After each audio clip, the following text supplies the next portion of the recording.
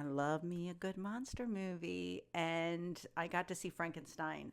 Guillermo del Toro's Frankenstein that will be released next week on Netflix, but it is out now in limited theaters. Starring Jacob Elordi, Mia Goth, Oscar Isaac, and Christoph Waltz. Jacob Elordi is the monster.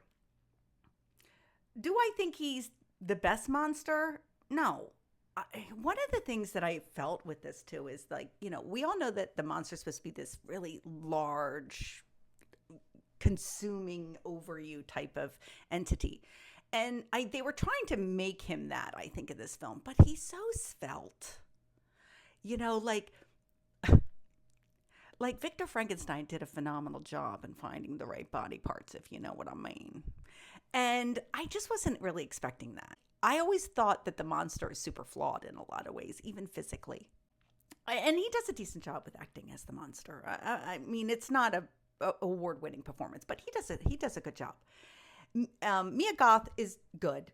I'll go see anything this woman is in. I'm like a super fan. The person that stood out to me was Oscar Isaac playing Victor Frankenstein. He is absolutely brilliant.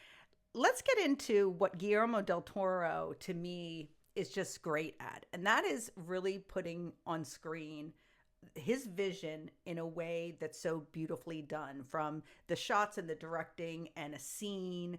And it's very aesthetically pleasing. Like when you watch his films, it's aesthetically just beautiful in so many ways. And that does not disappoint here. It's masterful when it comes to those shots and the cinematography and that vision that he wanted for this film. Did not lack there. But to me, the game changer of all this was really the costumes. And I'll give you a scenario that happened during the film, which was when the first time you get to see Mia Goth on screen, my sister's sitting next to me and she literally out loud goes, "Oh my God." Like that first moment you see Mia Goth, all bedazzled up and shit. Phenomenal. Like this needs to be given accolades somewhere down the line for costume design because it's that brilliant. And I mean from everyone, from everything and everyone, the costume design is on point.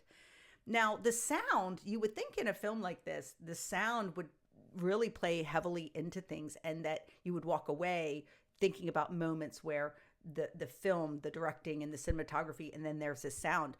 I'll be honest with you, I left out of this film being like, what was the sound? What was the music and the sound?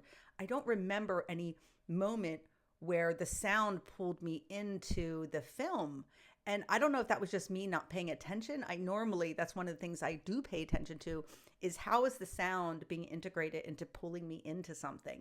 And I don't remember it. And now I seen it a couple days ago, so maybe I'm forgetting something. But when I was going back and thinking about the film, I'm like, I didn't have that moment while I was watching it saying, "Oh my God, like that sound is pulling you in." I didn't get that with this film. Now, the story is the story. Look, we've seen it done a bazillion times. But where this film lacks is the pacing of that story. And I'll give you a specific instance where that became a problem for me, is when the monster is on this farm with this old man. I felt like they dragged that particular storyline out. Now, this is a 2 hour and 20-minute film, so they dragged this out, and I didn't quite understand the reasoning behind it. Again, could just be me, where then they lacked telling you more about the gothic romance between him, the monster, and Elizabeth. To me, they wanted you to believe something at the end, but yet they didn't develop that romance enough for me between the monster and Elizabeth. To me, I felt like they could have cut some of that other part of the film out to give you more of an expansion on what they want you to believe about this love between this monster and this woman. So to me, I don't know if that was the editing or if that was what the vision was, but take it with what you want. This is my opinion, obviously. I'm giving it a solid 3 out of 5 stars. It is not a masterpiece in my mind. It's a good film. It's a decent film. It's, very entertaining, but I definitely don't think it's not even close to being in the top 10 of my all-time favorite monster movies. I had high hopes for this film.